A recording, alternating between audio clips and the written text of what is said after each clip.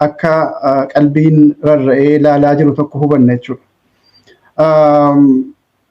Dubbiin OPDO keessatti ta'aa jiru maal fakkaata kan jedhu amma dura bakka lamatti sagantaa lama keessatti dubbadheera natti fakkaata. Facebook irrattis katabaan jira. Dubbichi akka nuti ilaallu kana qofatti miti kan deemaa jiru. Warri amma gadi bahee quba walitti qabuu danda'e kuni hayyama kennameeftu jira malee ofirra dhaabbatanii yaada mataa isaanii qofaan dubbataa jiran jettanii akka hin yaadne kana walii dhaamna jechuudha. Gootummaan ammas gahu kan maqaa dhahanii abalufaatu yakka kana keessa jira jedhanii dubbachuudhaan nama gahu kan ofirraa maddu hin jiru hin gowwoominaa nama keenya. Amma fakkeenyaa dubbii araarsaa mardaasaa kaasuu dandeenya akka fakkeenyaatti jechuudha. Gareen OPDO tokko gadi bahee garee Shimallis irratti quba qabuudhaan nagada simintoo fi jimaatiin jara yakkuudhaan dhuunfaadhaan akka wal gurmeessanii gandaan wal gurmeessanii qabeenya Oromoodhaa saamaa jiran wanjala adda addaa uummata keenya irratti raawwachaa jiran gareen tokko dubbataara jechuudha. Gareen waan kana dubbatu hoo ofii isaatii hammam qulqulluudha. Yakkoota ammammaa raawwatamaa jiraniif raawwatamaa turan keessatti qoodni isaa maal fakkaata? Yeroo yakkoonni sun raawwatamaa turan yaada akkamii kennachaa ture kan jedhu hunda galmee irraa qabna nuti. Galmee irraa qabna jechuudha. Kanaafuu ofii yakka keessaa qulqulluu fakkaatanii garee tokko qofa dhoqqee dibuuf wanni yaalamu kun abadan Oromoo gowwoomsuu hin qabu. Kan ta'uu qabu OPDO ijuma tokkoon laaluudha malee ammatti wanni Oromoon OPDO keessaa quuqama addaa argee garee tokko sappoorti godhee garee tokko abaaruuf anaannatti mul'atu. Amma onneen ittiin araarsaa mardaasaa yakkan eessaa dhufe gaaffii jedhu gaafadha. Araarsaa mardaasaa nama yeroo ammaa kana gaafatama ajaja poolisii Oromiyaarra jiru qondaala olaanaadha jechuudha. Nama akkasii qubatti qabanii yakka kana isatu raawwate yeroo jedhamu gama araarsaatii ammammaa deebii hin dhageenye nuti. Fakkeenyaaf ani isinii kaasaara dubbii kana. Bor nama adda addaa maqaa dha'uu danda'u ta'a yoo bifa kanaan itti fufan. Hangammaa garee kaan irraa immoo yaada dhageenye hin qabnu, deebii dhageenye hin qabnu jechuudha. Namuu waan wal godhe hin qabu yookiin warra yakke kana karaa malee maqaballeessiidhaan na yakkite jedhee seeratti hin dhiyeeffanne, seeratti dhiyeeffachuuf hin gaafanne yookaan ammoo mootummaan inni gubbaa jira jedhamu garee qubni itti qabamee dubbatame san yakkamaadha jedhee waa gadi fuudhee aangoorraa kaasee seeratti dhiyeessutti hin jiru. Kanaafuu jarri hundinuu wal quba qabani.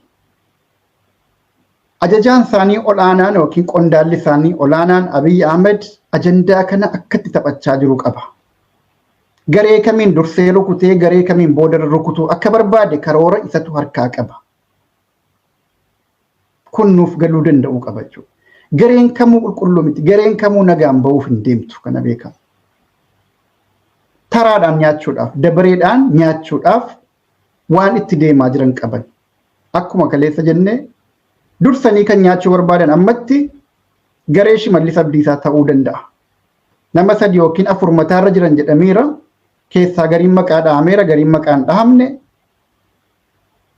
Amma warri dafee dura nyaatamuudhaaf qopheeffame garee sana jechuudha. Garee Shimallis sana ta'uu danda'a. Kun immoo yeroo dheeraadhaaf maaliin wal qabatee deemaa ture yoo jettan gaaffii warri Amaaraa kaasaa turanii wajjin akkaan wal qabata. Shimallis Abdiisaa qabiinuu fannisii jedhee jarri Amaaraa erga gaaffii dhiyeeffatanii waggaa 2 ga'eera.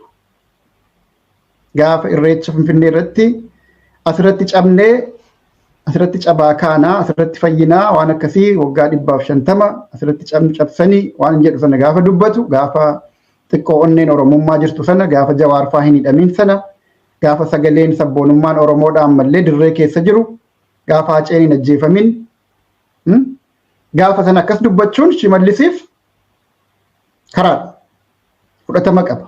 Oromoo biraaf caccabaa guddaa argachuutti hin dandeessisa jechuudha. Godheeras.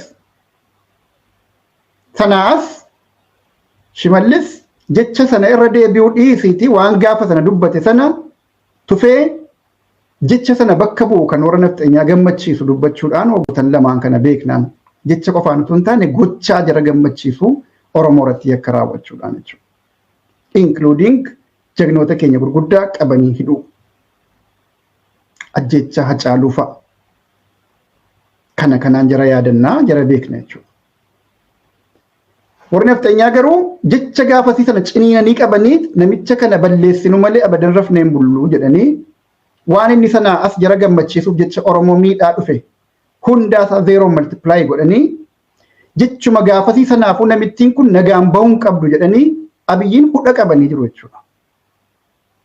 Abiyyi waan rakkatee Shimallisiin yeroodhaaf aangoora tursee arraan gahe isatu beeka. Dubbii Oromiyaa keessaa ammatti namni akka Shimallis naa qabuu danda'u hin jiru.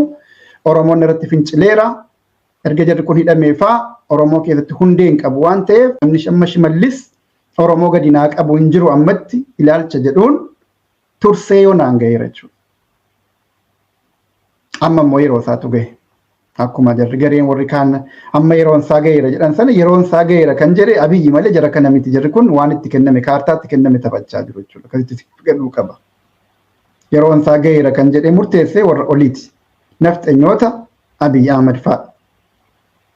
Murtii kana Baahir Daaritti yeroo adda addaatti irra deddeebi'anii haaromsaa turan. Including walgahii dheengadda godhatan irratti illee jechuudha. Akka odeessa qabnutti. Kanaaf amma garee Shimallis dura nyaachuudhaan achi booddee eenyullee nagaan hin baatu jechuudha. Amma fakkeenyaa namni miseensa paarlaamaa ta'e Hangaasaan Abiyyi caalaa namni akka Hangaasaa hudha qabamee jiru hin jiru nafxanyootaan jechuudha. Jechoota inni amma dura dubbate waa'ee Addis Ababee sanarratti dubbateen wal qabatee hammam tokko Oromoo hadheessaa bahu malee namni kun nafxanyoota birattis guyyaa isaa eeggataara jechuudha. Abiyyi mataan isaa deemee guyyaa eeggataa jira nyaachuudhaaf. Kun waan akka shakkiin qabu. Dabaree wal nyaatti, dabaree wal komatti, wal nootaati akka waan ofii, walaba ta'anii akka waan ofii wabii nageenyaan achirra yeroo barcuma sanarra barbaraan taa'uudhaa qaban wayii fakkeessaniiti quba walitti qabaa jiru jechuudha. Bareedaadha quba walitti haa qabanu. Ammoo Oromoo biratti fudhatama argachuu barbaadan akkuma jenne yakka gurguddaa sana gadaa baasan. Yakka abbaa gadaa, ajjecha abbaa gadaa jechuun yakka guddicha guddaati. Sana gadi baasuu isaaniitiif waan tokko kun gahaa miti. Politikaa Itoophiyaa wanti amma kana qileetti naqee Oromoon jagnoonni isaa baay'een hidhamanii qabsoon Oromoodhaa sadarkaa kanatti akka gufatu wanni godhameen tokko ajjecha Hacaaluuti. Hacaaluu eenyu akka ajjeese gadi bahanii dubbachuu yoo danda'an dhuguma onnee qabu jechuudha. Kan ammoo akka dubbatanu Abiyyitti hin dhiisu beekamaadha kun hin beekna. Dirqamni isaanitti kenname Hacaaluu fa'aa eenyu akka ajjeese dhugaa bahaa kan jedhu miti. Hacaaluu shanee ajjeese jedhanii murteeffatanii kaa'aniiru jechuudha. Adaanech Abeebee jechuun aktara diraamaa kana taphachuudhaaf odoo yaalii gootuu itti kolfamee waan hin taane taatee jirtudha jechuudha. Garee kana keessa jirri kun illee kan jiran. Kanaafuu ajjecha Hacaaluu gadi baasuun irraan eeginaa kana baasu jettanii. Isuma yeroo hundumaa ilkaanitti dheereffamanii qarfachuu barbaadanu shanee jedhanu sanatti maxxansaniituma laalu malee ammatti kanan baasanu. Gaafni ajjechaan Hacaaluu abbaa dhugaa argattu har'atu hin taane gaafa qabsoon Oromoodhaa injifannoo irra gahe qofa. Afaan irra gaafa gahe. Ajjechaan Hacaaluu abbaa argannaan qabsoon Oromoo sana boodaa fullee dheeraan itti hin fakkaatu. Amma hin geenye yeroon isaa. Dirqamni jara kanatti kenname, diraamaan jara kanatti kenname akka taphatan godhamaa jiru. Ammatti akkamitti garee Shimallis kana wanni goone nyaachuu dandeenya. Oromoo biraallee daboo kadhannee Oromoo nu dide nu gane Oromoon nu gane jechaa jira jarri. Isa ofii Oromoo ganan dhiisaniit Oromoo nu gane jechaa jiranii. Oromoo nu dide kana Oromoo harka nu dhahuu dide kana akkam goone deebifnee deeggaraa keenya godhannee jara kana nyaannaa kan jedhudha. Gama nafxanyaatiinis warri nyaatamuu akka nyaataman barbaadaman beekamaadha. Oromoo biraayi ammaa sappoortii garee tokko kennee Oromoon garee tokko rukutuudhaaf ammallee of hin qopheessine waan ta'eef garee warra amma ololaa jiru kana deeggaree Oromoo garee warra irratti ololamaa jiru sana gaafa dhahaa ajjeesaa fannisaa jedhu injifannoon Abiyyi gaheeraa jechuudha. Isa kanatu injifannoo Abiyyi. Kun waa dhagaa tokkoon shimbirroo lama dhahuudha. Tokko nafxanyoota gammachiisuudha. Warra jarri yeroo dheeraadhaaf qabiinuu fannisi jedhaa bahan sana qabee fannisuudhaaf isaan biraa kunoo deebii gaafii keessan bara baraa isinii deebiseen jira jechuudha. Lammaffaa Oromoodhaan Oromoo kunoo warra sisaam warra simmintoo keessaa mee gurguratu warra jimaa keessaa mee gurguratu warra maarree kee kana godhees si boccaqaa jiru kana warra nama kee abbootii gadaa kee ajjeesu kana jara kana kunoo qabnee si fannisuu fi gammadii wajjin dhaabbadhu jechuudha. Dhakaa tokkoon shimbirroo lama jechuun kana. Nafxanyaas gammachiisaa, Oromoos burjaajessaa, chikaala uummata keenya irratti gadi dhahaa jiran kana gad-jabeessuu jechuudha. Hubattanii? Akkasitti kan deemaa jiru wantichi. Egaa ammatti OPDO'n garaadhaan malee sammuudhaan yaaduu waan hin dandeenyeef waan asitti deemaa jiru hin beektu. Ishiin himatamtus ta'e ishiin himattu hundi isheetu meeshaa ta'uu gaafa barbaadamte kan qalamtee nyaatamtu ta'uu waan ammatti of hubatte hin fakkaattu. Akkuma deemaa jiran itti deemaa jiru argaa jirra jechuudha. Ammoo ajandaan kun gara biraatiin bu'aan inni sirna Abiyyi Ahmediif buusaaru kan biraa guddaan tokko maali yoo jenne hidhamtoota siyaasaa keenya mana hidhaa keessatti akka dagataman gochuudha. This is the main purpose of the agenda. Objectiviin guddaan ajandaa kana hidhamtoota siyaasaa keenya mana hidhaa keessatti dagannee diraamaa isaanii teenyee akka fiilmiitti akka daawwannu barbaadan. Kan ta'arus immoo kanuma baay'ee. Irra hedduun nama keenya amma waa'ee hidhamtoota siyaasaa lafa kaa'eeti waan OPDO keessatti deemaa jiru. Steejii sana irratti ija isaa fannisaara namni baay'een. Kuni baay'ee dangerous. Akkanatti Oromoo gowwoomsuun hin danda'ama taanaan waan kana cacaalu adda addaatiin dhufanii Oromoo gowwoomsuudhaaf diinni akka muuxannoo horachaa deemu gargaaraa jirra jechuudha. Mee hubadhaa. Torbaan dabran kana torbaanuma tokkoon darbe kana waa'ee nama keenya mana hidhaa keessa jiranii dubbachaarra immoo waa'ee OPDO dubbachaarra. Mee rabbiif jedhaati. Waa'ee OPDO dubbachaarra. Taayyeen akkana jedhe, hangaasaan akkana jedhe, abaluun akkana jedhe kanatu ajandaa keenya ta'e jechuudha. Waa'een jagnoota keenya mana hidhaa keessatti saamsamanii samsamaa jiranidha dagatameera jechuudha. Achitti isaan saamsanii samsaa jiru jechuudha. Saamsanii samsuu jechuun isiniif gala miti.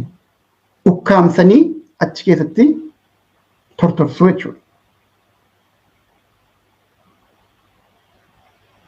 Kana godhamaa hidhamtoota keenya ni hiikamuu hafuura jedhutu deemaa ture torbaan tokko duran yaadattu yoo ta'e. Amma eessa ga'e wanti sun jedhee namni gaafataaru jira? Maalirra ga'e hiikamaaru moo hiikamaan jiranuu jedhee namni gaafataaru jira?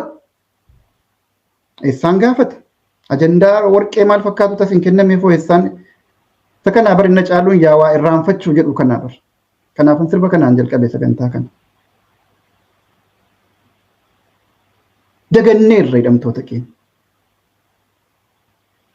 Isaan dagannaan immoo abadan waa'ee milkiin yaadinaa hin jiru. Dukkana irratti dukkana nutti dabalaa deema malee waa'ee milkiin jiru. Cubbuun jaraa naman dhiisu kana jedheera amma duras. Yoo jara ganne, yoo jara irraanfanne cubbuun isaanii nu dhiisu. Maaliif nuuf jecha kan isaan achitti qabamanii jiran jechuudha. Arra dagachaarra jara kana. Kaleessa ni hiikamuu jedhanii Oromoo sossobanii onnee isaa tuttuqanii taphachuudhaaf jecha olola akkasii gadi fidan. Amma immoo sana lafa kaa'aniiti diraamaa isa kanaan gadi bahan jechuudha. Nuti garuma diraamaan ho'uu taphanna taanaan hedduma bulluqee sirbina taanaan kaayyoon keenya maanni kan jedhu gaaffii ta'a. Gariin namaa OPDO keessaa bilisummaa eegaa jira waan nama gaddisiisu. Olola OPDO'n amma jalqabde kanaan walirratti jalqabde kanaan achi keessaa waasnuu bahaa laata kan jedhee eegaaru tokkoof lama miti namni keenya jechuudha. Maaliif waan biraarraa abdii mumurachuun tokkos jira waan ta'eef waa'ee warra mana hidhaarraa abdii murachuun wanta akkanaa jira. Odoo waan meeqa qabnu waan abdachuu qabnu waraanni bilisummaa Oromoo waan inni hojjechaa jiruuf odoo xiyyeeffannoo kennuu qabnu hidhamtoota siyaasaa keenya akkam goone baasuu qabna kan jedhu otoo xiyyeeffannoo kennuu qabnuuti.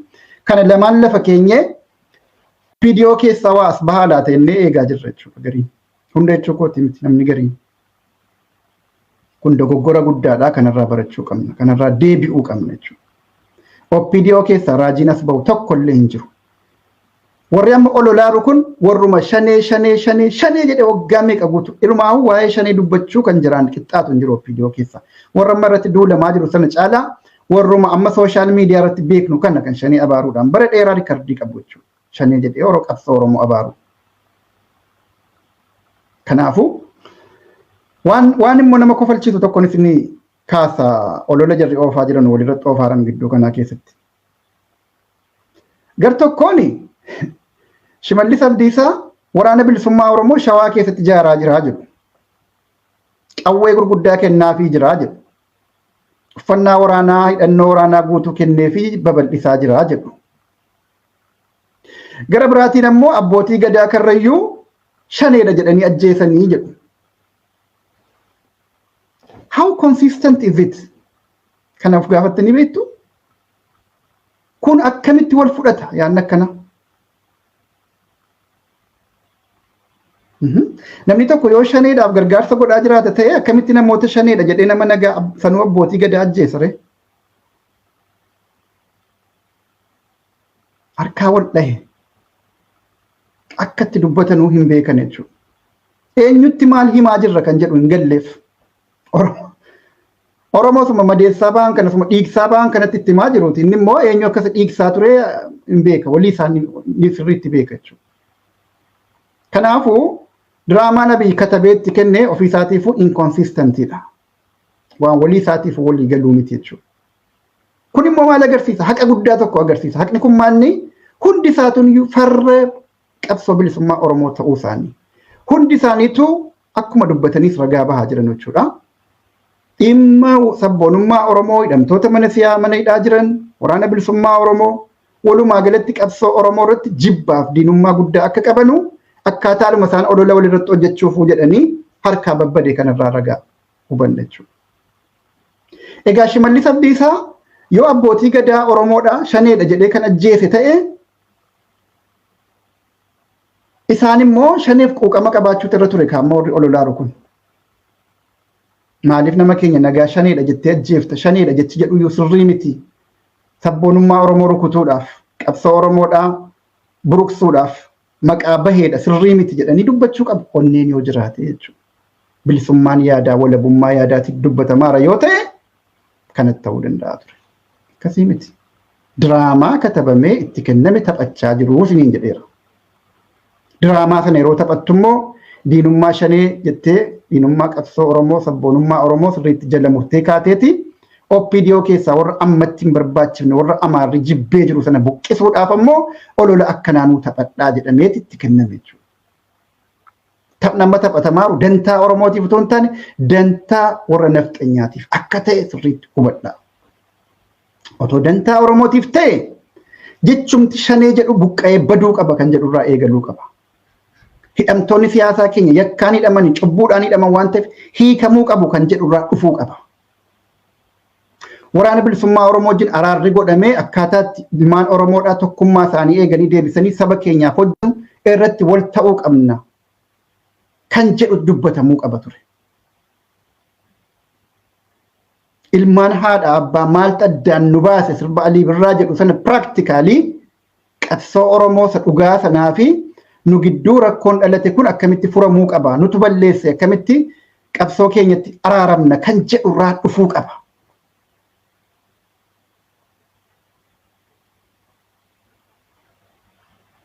Kan argaartuu irratti fooliin akkanaa jira achi keessa. Shurufkaan akkanaa urgaa sana keessaa waan jirri dubbatu keessaa hin jiru. Hin jiru. Warra inumaahu Oromoo arrabsuu qabsoo Oromoo abaaruudhaan qabsaa'ota Oromoodhaa balleessuudhaan yakkuudhaan arraba qarateetu gadi bahee garee tokko irratti duulaaraa jechuudha. Dhimma isaaniitti kaa walitti duulanii dantaa Oromootiif tun taane dantaa nafxanyaatiif wal lolaa jiru jechuudha. garaa isaaniitiif eeyyee waan garaa isaanii amma eeyyamameef nyaachaa jiru bar. Abiyyi akka isaan hanna kana dhaaban otoo barbaade guyyaa tokkotti fannisa lamaan hunda ishee walitti qabee jechuudha. Garuu hanyaattu garaa ishee guuttatte malee sirriitti Oromoo irratti naan duultu kan jedhuun itti gadhiisan. Simmintoo kee, jimaa kee, buna kee, maal kee hunda akka barbaadan hammaaranii gurgurachaa jiru jechuudha. Hanga Oromootti diinoomanitti, hanga qabsoo Oromootti diinoomanitti waan fedhe yoo godhan irra hin laalamu jechuudha. Namni tuqaaru hin jiru. Kan tuqamu gaafa dantaa nafxanyaatti bu'an qofa. Shimallis irratti ammoo wanti kan qarfamaa jiruuf waan shimallisiin achirraa ka'uu qaba jedhanii murteessaniif irra maara. Kana ta'uu baannaan wajjin hin deemnu jedhanii namicha waan doorsisaniif. Kuma jenne taansee mangaasaa jarrikaanis itti fufa jechuudha. Bishaan isaaniif danfifamaa jira isaaniifis. Kan itti affeelamanuu jechuudha.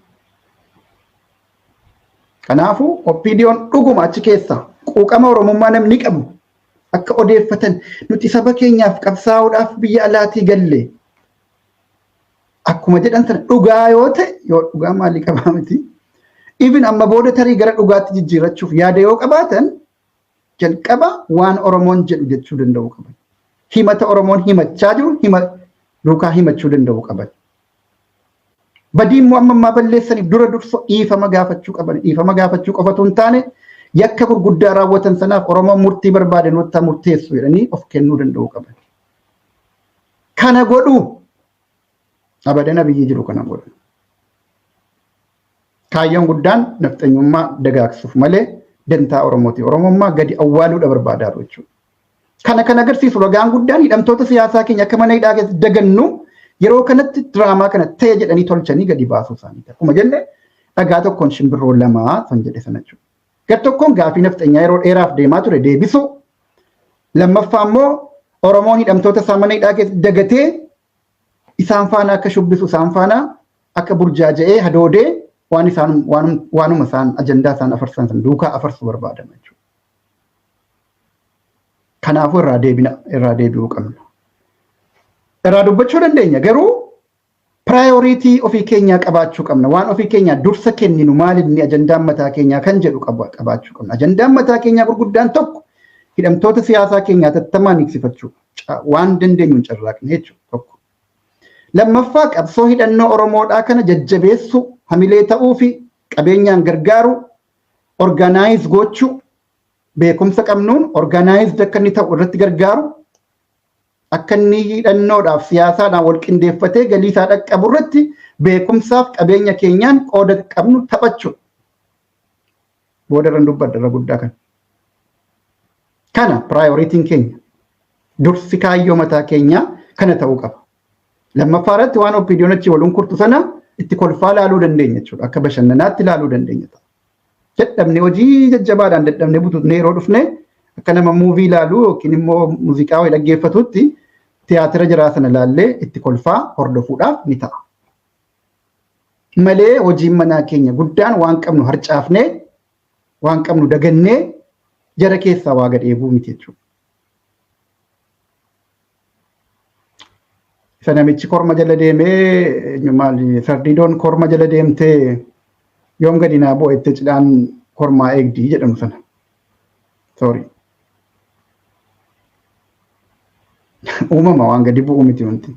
Garuu yoom gadi naa bu'eette too jala deemtu odoon arganne akkasumatti haftee jedhamu sana akka hin taane. OPDO keessaa wanti argamu hin jiru tokko. Lammaffaa hidhamtoota siyaasaa keenyaa tola miti kan nu gadhiisan. Kanas beekaa. Kaleessa yakkaan shororkeessitoota maarree dhadhanii ragaa sobaa meeqa irratti qindeessanii hidhanii arra yeroo kanatti yoo gadhiisan illee tola isaaniitiin gadhiisan taanaan akka Oromoon isaan galateeffatu kaleessa baga hiitee har'a immoo baga nuu gadhiifte jedhee akka dhaqee harka isaanii dhungatuuf barbaadame jechuudha. Sabni akkasii immoo bilisummaatti hin bahu abadan. Sabni tola diina isaatii taa'ee tola diina isaatiin ka'u tola diina isaatiin nyaachifame tola diina isaatiin obaafamu tola diina isaatiin beeleffamee tola beela isaatiin qofa quufu ifatti bahuun salphaa miti. Ulfaataadha. Qabsoo guddaatti isa eeggata jechuudha. Amma kan Oromoo godhuu barbaadaa jiranu kana. Oromoon jaruma kajeelu taa'e kajeeltuu ta'e kajeeltuu jira. Tola ooltummaa isaanii akka eegu. Hidhamtoonni kunis tola ooltummaa nafxanyootaatiin tola ooltummaa biltsiginnaatiin akka hiikamanu teenyee kajeellaa jechuudha. Jarri immoo kana beeku waan ta'eef nutti taphatu. Qorqalbii keenyatti taphatu akka daa'imaatti. Daa'ima karameellaatti kennitee irraa fuuta, itti kennitee irraa fuuta, hin boochifta, hin kolfisiifta, hin boochifta, kolfisiifta. Akka sanatti nutti taphachaa jiru. Siifanii kaa'edanii takka onnee keenya rukuchiisu. Achi kaanii ajandaa biraa immoo gadi sii baasanii isa kana si irraanfachiisu. Kanatti jiru. Kanaafuu kana keessaa bahuu barbaachisaa wannan jedhuuf kanaaf jechuudha. Waa'ee marii biyyoolessaa jedhamee odeeffamu kanatti immoo deebina. Marii biyyoolessaa wanti jedhamu hin jiru. Kaleessaa argitanitti humni sagantaa OBN kan warri qabsoo Oromoo keessaa gannee achi gale kun irratti bareedu dubbatu. Mariin baanamu sanaa jechuudha. Amma dura dubbadeen ture waan kana. Mariin baanamu kan warri qabsoo Oromoo ganee jalatti galee fi jarri waliin haasa'anu. Tapha buna dhuguuti. Tapha kottaa buna dhugaati. Tapha bunarra. Qoosaa buna irratti taphatamudha mariin isaaniif. Jara gidduu amma maal wal dhabanii wal mari'atu jarri. Immoo maal wal dhabanii silas araara miti kanas immoo irra deddeebi'anii nutti himaa jiran. Anis amma dura turre torban lama duran kaase OMN irratti yaadattu ta'e. Araara jechuuniif marii jechuun adda adda. Kan amma jedhaa jiranu mareedha malee araara miti. Namni baay'een amma araara godheeti waan hidhamtoonni siyaasaa hiikamanii waraanni bilisummaa Oromoos bakka buufamee akkas godhee namni eegu baay'eedha beektu. Kana miti jarri kanatti hin jiranu. Minimannes waan isaan waan nu dogoggorsan waan nu gowwoomsan isin qaban asirratti bar ifa himataa jiranii bar. Nuti abaluu wajjiniin araaramnu shanee wajjin araaran qabnu jedhanii lafa kaa'aniiru maal barbaaddu ree? Otoo jarri isin barbaadu si jibbinee jedhanii maaltu jaratti nama nu godhe? Si wajjin marii hin qabnu araaran qabnu jedhanii murteeffatanii. Maalirratti maaliif karaa kan keenya jabeeffattu ree? Kanumaam kanan reefuu jedhe sana jechuudha kunis. Tola diinarraa eeguu jechuun of gabroomsuun sadarkaa duraasa kanaa bar. Nama wajjin araarami jettee kadhatta taanaan diinni si tuffata, si tufa, huuruu si dhiita malee si wajjin hin araaramu. Akka inni si wajjin araaramu gochuun luka jalaa dhooftee lafaan mataa gadi gombisuu danda'u qabda jechuudha. Gaafa sana dhiiga ofirraa haqachaati maalan balleesse maanni maal barbaaddaa siin jedha jechuudha. Posiishiniin amma Oromoon keessa jiru except ijoollee keenya waraana bilisummaa Oromoo irraa kan hafe namni keenya baay'een tola diinarraa eegaa jira haqa walitti hin taana. Kanaan immoo abadan galii hin qaqqabnu jechuudha. Ijoollee keenya warra nuuf jecha wareegamaa jiran kanaaf kireediitii kennamuu qabu dhiifneeti tola diina gola diinaa keessaa tola eegna taanaan abaarsa kun. Kana keessaa deebinuu jechuu kooti. Maree jarri jedhanii wal waamu.